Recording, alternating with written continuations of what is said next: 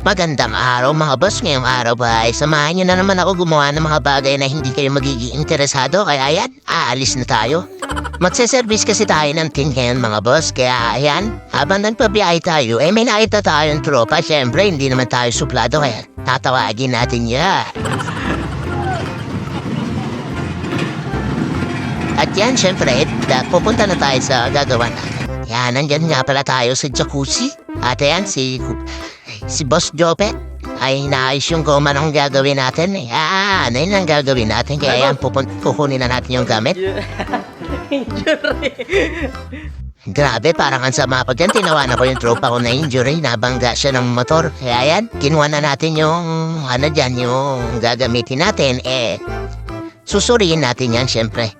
I-check ko maigi yan kung yung tinte sobra o sakto ba. Tapos, syempre kung kompleto, mahirap namang gagawa tayo tapos hindi natin matatapos. Kaya mas maganda maaga para alam na natin kung susobra o sasakto yung materialis niya na binili. Kaya yan, nung alam ko na kompleto na, syempre, sisimulan na agad natin yan. Babasahin natin para matabahasan na agad natin. Kagaya na lagi natin ginagawa. Susukatan muna natin yan sa labas, tapos sa loob yan ikakabit. Baka may magtaka sa inyo, bakit sinusukat ko sa labas yung mga bago pa lang nakapatod sa atin. Kaya yan, pagkasukat niyan, syempre, tatabasan ko na yan lahat para at least, latag na lang tayo ng latag sa loob. Sa mga gusto nga pala magtinte, syempre dapat nag-jogging kayo sa umaga. Wala namang connection sa pagtitint. Gusto ko lang kayo pag-joggingin para maging healthy kayo. Anyway, yan, syempre pagkatapos natin tabasin yan sa labas, yan, lilinisin maigi. Dapat malinis yan kahit na dyan. Tapos pupunasan mo yung gilid. Tapos yan. Bilis din yata na salita ko. O diba, wala rin kayo naintindihan. Basta linisin yung maigi. Tapos yan, syempre pag nalinis yung maigi, kalatag na natin yan. Syempre, dapat malinis yan ha. Tapos line yun. Ang nilalatag nga pala natin dyan ay nano-ceramic kaya walang kulay. Basta clear lang siya natin. Tapos nano-ceramic. Pero yung init yan hindi pumapasok. At hindi kayo mahirapan sa gabi kaya clear lang yan. Pa sa mga nagtataka dyan bakit kinakabitan ko ng clear. Hindi nga pala nabababa yung salamin na yan kaya kinat ko na lang ng ganyan. Basta kung saan lang abutin yung cutter dahil hindi naman siya nabababa. Pero maganda naman yan, tingnan.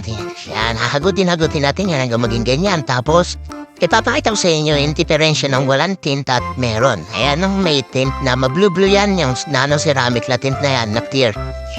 Tapos, ayan yung wala pang kabit. Ito yung may kabit na.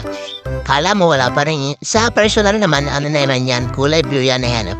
Ma-blue-blue. Yung isa hindi. Pero ang kagandahan dyan, clear lang, hindi mahirap sa gabi at ito rin kasi yung tint ng mga good boy. Ayan. Good boy na kasi si boss. Joke lang, boss. Wala mapanood mo ito. Ayan, syempre nilatagan na rin natin yung harap. Yan. Ayan, kung makikita nyo, solo na lang tayo laging gumagawa kasi wala na tayong helper. Dati may helper tayo, kaya lang may mga trabaho, hindi natin matawag. Kaya yan, kakatin na natin yan agad. Dahil yan ang lagi natin ginagawa. Tatabasin muna sa labas, tsaka natin papalapatin, tapos tsaka natin ipapasok.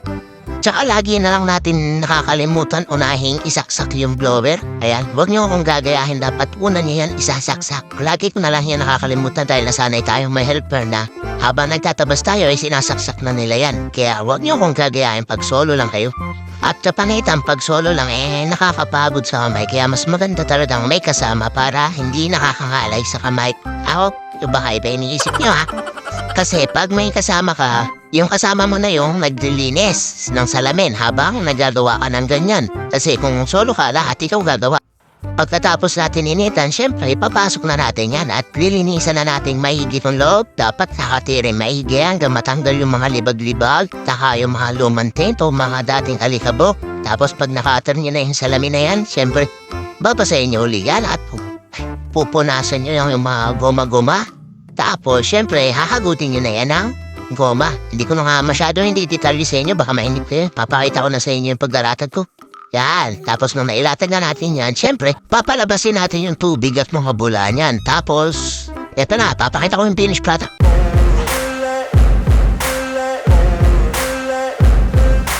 Ain't no motherfucker in this world could do it like me. Open up your eyes and insert a little rising. You don't have to love me, you don't have to like me. Got enough love in myself, in my psyche. You should have the same in your brain nightly.